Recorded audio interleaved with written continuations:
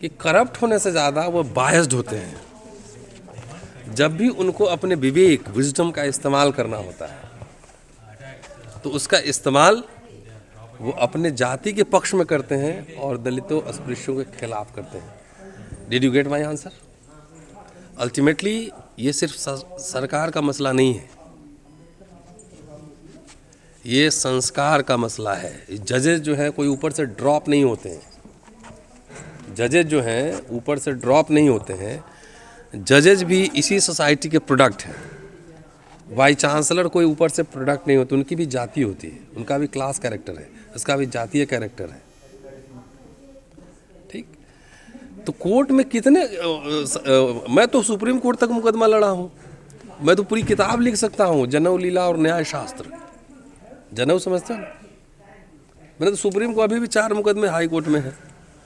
Show me your face, I will show you the rules. मारो मत भागो, मारो मत भागो, इंटरप्रिटेशन बदल गया। हमारे यहाँ जितने लॉ, यहाँ न्याय मिलना कितना मुश्किल है पता है? लॉयर्स की फीस पता है? किसी दलित, बैकवर्ड, ट्राइबल वुमेन वो गरीब है, उसका मुकदमा लड़ने के लिए सुप्रीम कोर्ट में कितने लॉयर्स होंगे, और तारीख पे तारीख। कैसे ऑर्डर, मैं जानता हूँ ना, बहुत सारे जजेस को भी जानता हूँ। अब जजेस का अपॉइंटमेंट ही जब फेयर नहीं है, कॉलेजियस सिस्टम, जज ही जज बना रहा है। And we are judicial families, 250 judicial families, they are holding the every top position, and you expect justice from वहाँ से मिल जाएगा? SC/ST एक्ट कहाँ से ख़त्म हुआ था? पार्लियामेंट से ख़त्म हुआ था, कोर्ट से ख़त्म हुआ था। रोस्टर सिस्टम जो था 200 रोस्टर पॉइंट, वो पार्लियामेंट से ख़त्म किया था कि सुप्रीम कोर्ट ने ख़त्म किया था? जिस तरह के ऑर्डर्स आ रहे हैं अभी, आपने देखा है बिल्किस बानो मामले में क्या हुआ है? कितने सारे सीरीज ऑफ ऑर्डर्स हैं। तो बहुत सारे क्वेश्चंस पॉलिटिकल क्वेश्चंस होते हैं, एंड पॉलिटिकल क्वेश्चंस को पॉलिटिकली ही, हर आम आदमी को कोर्ट में न्याय नहीं मिल सकता है, क्योंकि जजेस आंसरेबल नहीं है सोसाइटी के प्रति, लीडर्स आंसरेबल हैं। अगर आप हमें इस बार नहीं सुनोगे तो अगली बार वोट नहीं देंगे, हरा देंगे। नरेंद्र मोदी को भी जाके पांव धोना पड़ता है, हाथ जोड़ना पड़ता है। तो यहाँ का जुडिशरी तो जितना मुझे लगता है कि इसका पैराडॉक्स देखिए, दुनिया की सबसे बड़ी लोकशाही भारत, मैं बुद्ध की धरती से आया हूँ, युद्ध की धरती से नहीं आया हूँ। यहाँ का जुडिशरी का आप मोडस ऑपरेंडी देख लीजिए। लोग कंटेम्प्ट ऑफ को कैसे, जुडिशरी कोई खुदा नहीं है, गॉड नहीं है। डेमोक्रेसी में सबकी समीक्षा होती है, जजेस के ऑर्डर की भी समीक्षा होगी। मैं अगर प्रोफेसर हूँ, if I am writing something, किसके लिए लिखता हूँ? It is meant for the public consumption, लोगों को पढ़ने के लिए ना। मेरी किताबें जाओ नेट पे चेक करो, सारी किताबें खटखट मिल जाएंगी कि रतनलाल, ऑथर्ड बाय रतनलाल। यहाँ जब प्रोफेसर और वाइस चांसलर बने, या फॉर्म चुपके से भर के, पता ही नहीं लगे कि कौन सा आर्टिकल आपने लिखा है, कौन सा किताब लिखा है, कहाँ लेक्चर दिया है, और तब भी कोर्ट में जाए और सुप्रीम कोर्ट बोले कि उन्होंने दिस इज एकेडमिक मैटर है। मैं फाइल दिखाऊं क्या? एकेडमिक मैटर, तो एकेडमिक मैटर में अगर छेड़छाड़ हो जाएगी, किसी का हत्या हो जाएगा, तो एकेडमिक मैटर में कोर्ट इंटरफेयर नहीं करेगा है? आप जो है, अगर मैं हूँ, मेरे बारे में, जैसे आप फीमेल हैं, आप सब यंग स्टूडेंट्स, कौन आपको कैसे देखता है, आपको सिक्स्थ सेंस से पता लग जाता है ना, आपको नज़र से कि उसका नज़रिया कैसा है। तो जो विक्टिम होता है ना, विक्टिम, वो भी पता कर लेता है कि उसके दिमाग में चल क्या रहा है। किसी ब्राह्मण के, प्रोफेसर के घर के सामने डस्टबिन खोल सकते हो? हैं?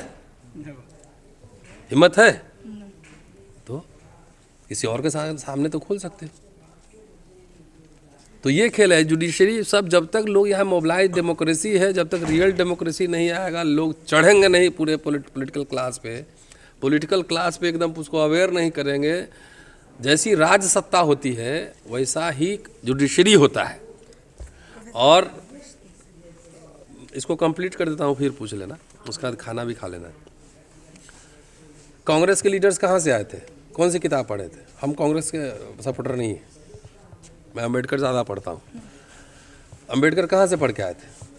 Colombia University, London University, Jawaharlal Nehru, Gandhi, तमाम ऐसे लोग कहाँ से पढ़ के आए थे? बाहर से, सब इंग्लैंड से आए थे। तो उनके ऊपर लिबरलिज्म, डेमोक्रेसी, लिबरल लॉज, इनका एक इम्पैक्ट था। भारत तो अजीब देश है, यहाँ तो दुनिया का सबसे बड़ा सोशियोलॉजिकल लैब है। जात के नीचे जात, जात के नीचे जात, तो ब्राह्मण में ही देख लो तो उसमें भी अछूत ब्राह्मण मिलेगा। ठीक है ना? हाँ? ये ब्राह्मण है। वो इसके यहाँ भी ब्राह्मण में जाकर तो कंटाहा ब्राह्मण जो श्राद्ध कराता है, उसको जो श्रोत्रिय ब्राह्मण है साथ नहीं बैठाता, भगा देता है। जात के ऊपर जात है तब भी वो ब्राह्मण मानता है अपने आप। तो बहुत सारे लेयर्स हैं, बहुत सारे पैराडॉक्सेस हैं। स्टेट का एक वेस्टेड इंटरेस्ट होता है ना in sustaining caste because it becomes an immediate vote bank. तो will it do away with caste? Caste कैसे खत्म होगा? गरीबी रिक्शा चलाने वाला आदमी बोले कि हम गरीबी खत्म कर दें, कर देगा? कास्ट तो मोहन भागवत और शंकराचार्य ने खत्म करेगा। तुम्हारे घर तुम्हारी कोई फ्रेंड ट्राइब है, दलित है, बुलाओ, साथ रहो, खाना खाओ ना, तुम्हारे बिहेवियर में, तुम्हारे पैटर्न में कोई अंतर नहीं, तभी ना जाति डस्टर से मिटा नहीं सकते तुम्हारे माथा से। हम तुम मानो ना मानो, लेकिन तुम्हारी जाति है, तुम्हारा क्षेत्र है, तुम्हारी भाषा है, तुम्हारी संस्कृति है, तुम्हारा धर्म है। यहाँ तो हिंदू धर्म में तो हिंदू धर्म कुछ है ही नहीं। नास्तिक भी है, वो भी हिंदू है। अघोड़ी है, वो भी हिंदू है। काला मुख है, वो भी हिंदू है। कौन वाले ब्रांड वाला हिंदू हो? अघोड़ी वाले ब्रांड वाले हो। तो ये मिटेगा कैसे? मिटेगा जो टॉप पे लोग हैं, जो पावर पोजीशन पे हैं। जाति मिटने का मतलब स्लेट डस्टर नहीं है। जाति मिटने का मतलब है रहन सहन, खान पान, उठने बैठने, सामाजिक व्यवहार, सोशल बिहेवियर, जो अपॉर्चुनिटी हो उसको डिस्ट्रीब्यूट करने में, उसमें भेदभाव नहीं। यही तो जाति खत्म करना है। कोई आपके क्लास में अगर कोई बहुत गरीब स्टूडेंट है तो उसको बाहर मत बैठाओ, पानी पीने पर मारो नहीं, मिड डे मील का कमीशन मत खाओ, मिड डे मील का कमीशन मत खाओ, सबको बराबर खिलाओ। दलित महिला अगर खाना बना रही तो उससे ब्राह्मण बच्चों को कौन सिखलाया कि दलित के हाथ का खाना नहीं खाना है? उत्तराखंड सुनीता देवी का मैटर पता है? नहीं। भोजन माता स्कूल में खाना बना रही थी, ब्राह्मण के बच्चे आए, बोले कि दलित के हाथ का बना नहीं खाएंगे। किसने सिखलाया? ये होता ना जातिवाद खत्म करना। जातियां तो जन्मना है, it's by birth. You believe or not believe, don't believe in the caste. लेकिन लोग तुमको मानेंगे कि किसकी बेटी है, तो इनकी बेटी है। अच्छा, गोयल साहब की है, चड्ढा साहब की है, ठाकुर साहब की है, मिश्रा जी की है। इंटरव्यू में जो लोग बैठते हैं, जो मार्क्स देने में बैठते हैं, वो कौन लोग होते हैं? उसके सोशल कल्चरल बैकग्राउंड का कैसे है कि एक शेड्यूल कास्ट स्टूडेंट 500 में 450 नंबर ला रहा है और इंटरव्यू में 100 में 30 नंबर ला रहा है। तो लॉ के हिसाब से देखिए, लॉ का तो इंटरप्रिटेशन होता है ना। अब जो पावर में, सत्ता में जो लोग होते हैं, वो अपने हिसाब से इंटरप्रेट कर लेते हैं। ठीक है? अभी आपने देखा होगा, जो लोग आप नज़र रखो, सील्ड इनवेलप, क्या जस्टिस सिस्टम देखा है? Sealed envelope justice system. Supreme Court में आते हैं जब, तो वहाँ सरकार अपने तरफ से सील्ड में पैक करके जज को देती है। जज साहब क्या उसमें लिखा है, नहीं लिखा है, पब्लिक को नहीं पता है, ओपोनेंट लॉयर को नहीं पता है। सिर्फ जज साहब देख के समझ लेते हैं न्याय हो गया। आपने पढ़ा है सील्ड कवर जो है जस्टिस? पढ़िए, sealed cover justice, go and search on Google, sealed cover justice.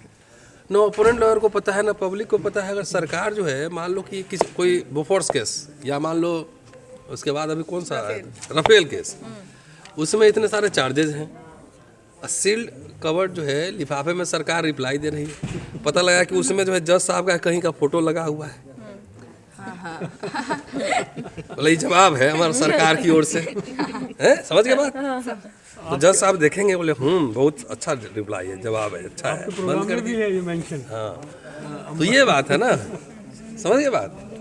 जब ट्रांसपेरेंट नहीं है, कुछ भी ट्रांसपेरेंट नहीं है, तो वहाँ पे एक आध ऑर्डर ऐसा तुमको कभी कभी मिल जाएगा। अब बाबरी मस्जिद का पूरा जजमेंट है, वो लॉजिक पे बेस्ड है, आर्गूमेंट पे बेस्ड है कि इमोशन पे बेस्ड है। तो इमोशन से कहीं जुडिशरी काम करता है, मेजॉरिटी का जो भावना है वो उस हिसाब से काम कीजिएगा, कि लॉ के हिसाब से काम कीजिए। अभी हम लोग बहुत पीछे हैं, हम लोग दावा झूठ मूठ का बहुत बड़े बड़े करते हैं लेकिन है नहीं। अब चलो शॉर्ट क्वेश्चन। बस लास्ट क्वेश्चन प्रोफेसर, गिवन कि आप प्रोफेसर हैं, आप इन सब फील्ड्स में काम करते हैं, आपको क्या लगता है कि दलित स्टडीज़ और जो अकेडमिया फील्ड है इसमें थ्योरी और प्रैक्टिस में कितना डिफरेंस है? बहुत ज़्यादा। वो जब रिजर्वेशन यहाँ आया था, मैं I was student at that time in Delhi university, central university, तो वहाँ भाषण चल रहा था कि सरस्वती के मंदिर में अपवित्र हो जाएंगे। अरे सरस्वती पुत्रों, एक सुई तो बनाए नहीं अपने ढंग से, जनेऊ भी बनाए तो भी अपने नहीं बनाया होगा, हमारा बुनकर भाई बनाया होगा। हैं?